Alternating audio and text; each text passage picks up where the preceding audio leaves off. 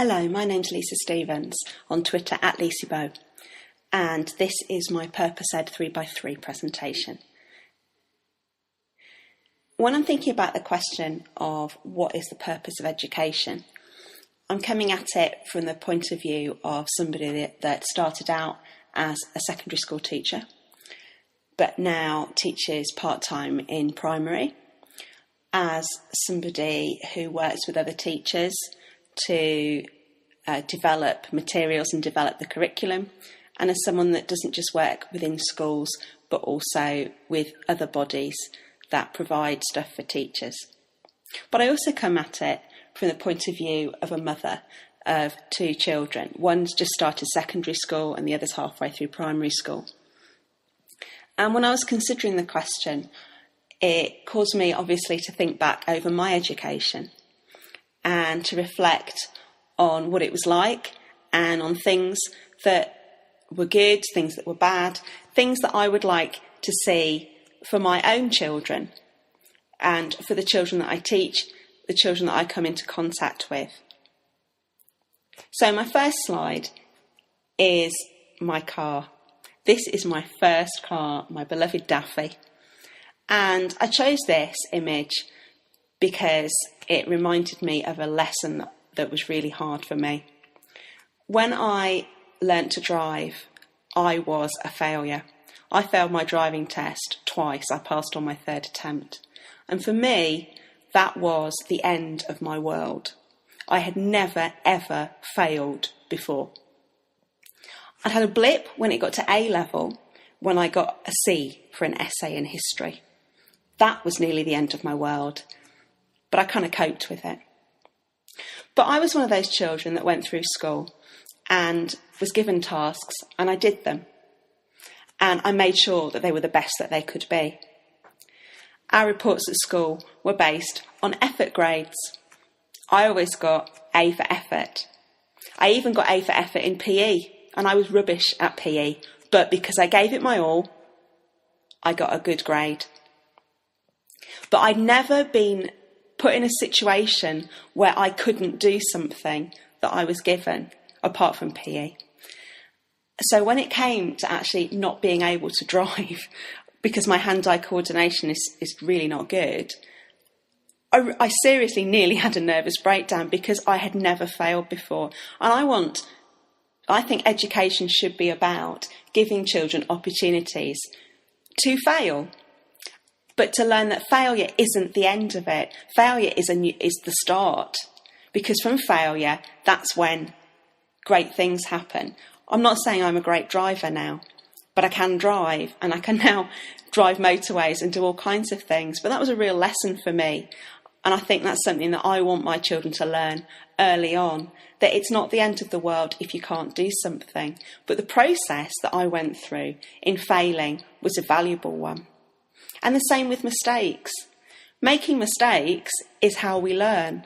If you get everything right all the time, yeah, you might be learning facts, but you're not learning those lessons in life that I think are so important.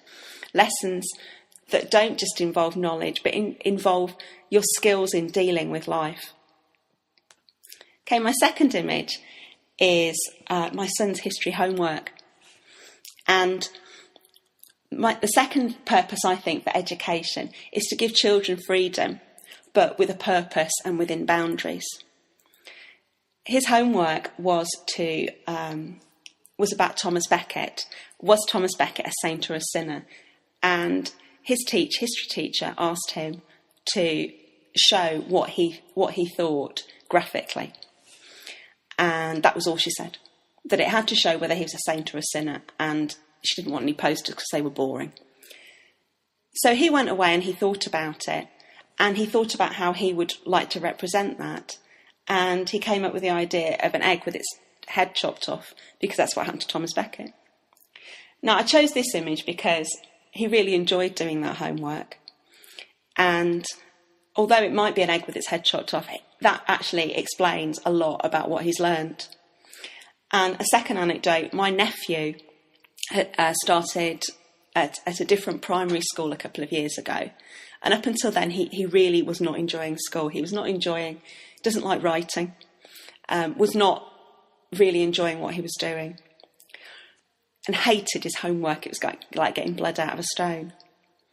But his school gives them freedom with their homework. It gives them a topic or a theme that they've been learning in the week and says, okay, I want you to show me what you've learned. I want you to express something that you've learned this week, however you want to. So he can choose whether he wants to write it down. He can choose how he wants to do his homework. And he just had to do some homework on the Victorians. So he chose to do some cross-stitching. Now, I think that is a really valuable thing to do, because for that child, he is now much more eager, might be a too strong a word, but willing to do his homework and to continue what he's been doing in class. It's given him a thirst to find out more about what he's been learning within the formal context. And that's something that when I asked my 12-year-old what the purpose of education was, he talked about education not just being what happens within your classroom, it's what happens day to day. And he said, well, you know, I'm educated as we go, when we go on holiday, when we go to different places, when we visit, you know, gardens, we talk about the different flowers and whatever. When we visit different countries, we find out about their culture, we find out about their history. And that is not being restricted. It's giving people freedom, but with a purpose. Those 2 homework tasks had a purpose. There were boundaries set. They couldn't just do whatever they wanted. It had to be within a context. And context is also important. My third slide is an achievement leaf. Every week at school, I'm sure many schools do this, we have achievement assembly on a Friday, and 2 children in each class are given a leaf, an achievement leaf which goes onto our tree we have at the front of school. And at the end of last term, the teachers were all given achievement leaves too. And as you can see, mine says, Mrs. Stevens makes us laugh and she teaches good lessons. And this I chose because I wanted to just question the value that we put, the all overarching value that is put on qualifications. And I'm not saying that we don't need qualifications, because people are always going to be judged on the piece of paper that they have. But for me, as a parent, when I see my children's school report, yes, I want to know what progress they're making. But I also want to know, and sometimes I want to know even more, what kind of person my child is turning into. Are they a person that gets on with other people? Do they know how to deal with confrontation? Do they know how to problem solve? Are they helpful? Are they joining in with things that are going on around them? Are they able to express themselves? And these are things that I don't think my education taught me. I feel that my education, my formal education at school, was very much based on facts and very much based on getting to the exams at the end of it and coming out of it with bits of paper. And for me, the main thing that I want to be different for my children is I want there to be an interest in my child and in their whole self, not just in their brain and in their academic ability.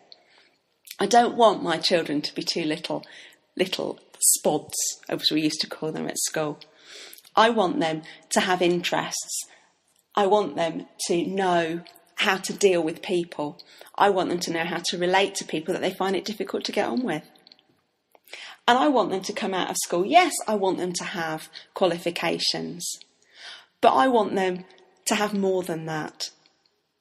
And I think that my achievement leaf kind of sums up what I want. I want that part of me that makes people laugh. I want them to be human, but I also want them to have the knowledge. So I make people laugh, but I also teach good lessons. And I think that's really important. So for me are 3 things about the purpose of education. There are many other things, but I've already spoken for 9 minutes and I was only supposed to speak for 3. But I have many other thoughts. And as we were saying yesterday at the Instigators meeting, the more you think about this question, the more things that come to mind. And it is a question that should be pondered. So I challenge you, what do you think is the purpose of education?